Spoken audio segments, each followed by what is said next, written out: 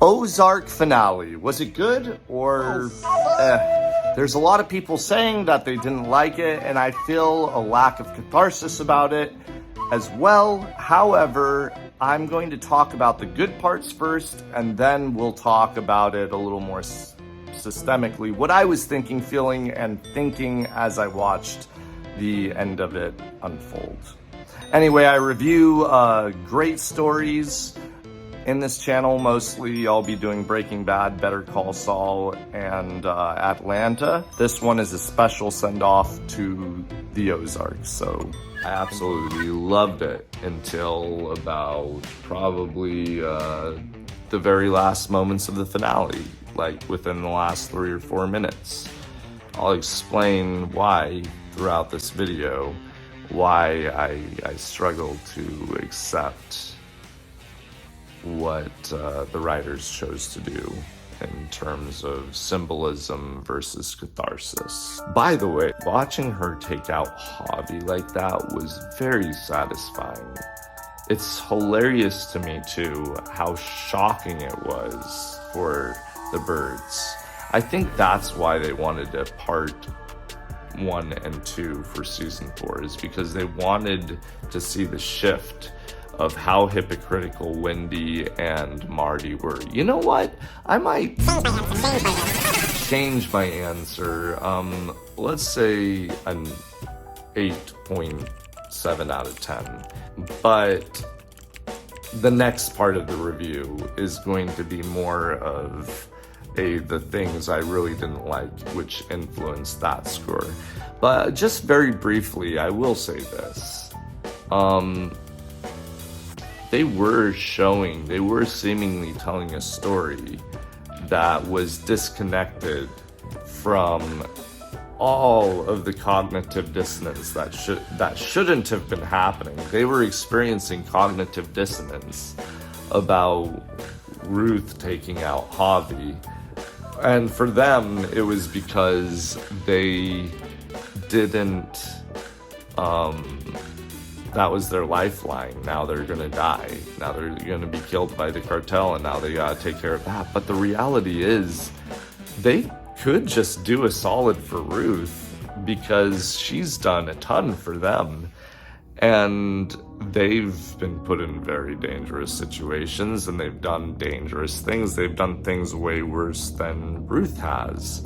The reason that I like the ending was it was consistent in terms of how much BS both Marty, I thought it wasn't gonna be Marty, but it turns out to be Marty and Wendy just being this narcissistic power couple, and it's very, very toxic. He doesn't stop her.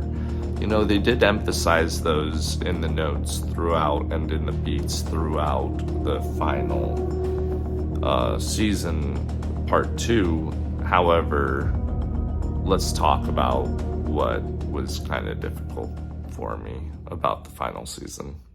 I binged it about 2 months ago, watched it within hours of it being released in the country of the Philippines, where I'm living.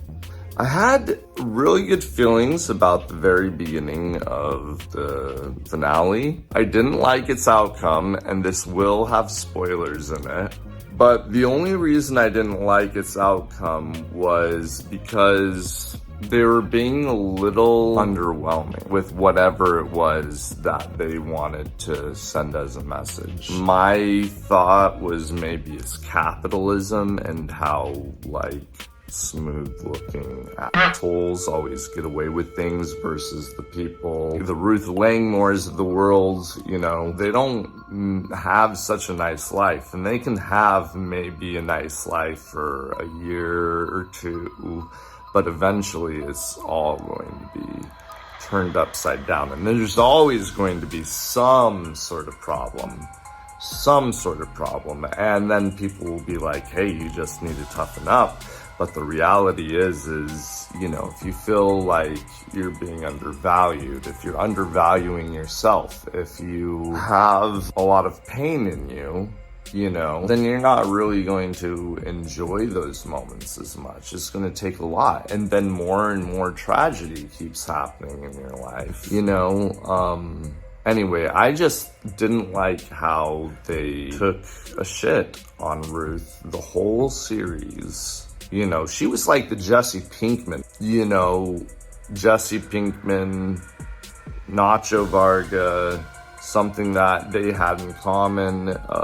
James McGill, you know, they have these good hearts. They're not always doing good things, and that was basically Ruth. I thought it was Marty too. I was pretty upset to see how Marty just completely abandons logic in the end. Well, I guess I should make an epistemological note here, because I think he did know what was right. He tried to get them out of the business multiple times. But what happened? Wendy happened. Marty has this obsession with Wendy that leads him to making choices which can get them into some major risks and major trouble, because Wendy, she is a politician and a businesswoman, entrepreneur. Let's not get this wrong at all. She is a powerful, ingenious person, and she's a woman, and that's pretty significant. However, I felt very disappointed with her ethics. She was willing to do anything, very Machiavellian style, to get what she wanted. And I've seen people praising her, and I can understand that for her intelligence, of course. But for her obsessions, I mean, you know, I thought they were going to make a better, deeper message about the her going and checking herself into a mental hospital. It was obvious that at first she didn't really seem like she was necessarily trying to get help. She was just trying to avoid doing something publicly that could get her ruined. We need only remember that Wendy intended to flush out the Ozarks, much like Walt Disney, who went to Florida and saw opportunities where others saw a swamp. She's looking to establish her power, and her sense of ambition would get her family killed. It was all just a matter of Marty signing on, which, unfortunately, in Ruth's case, he did.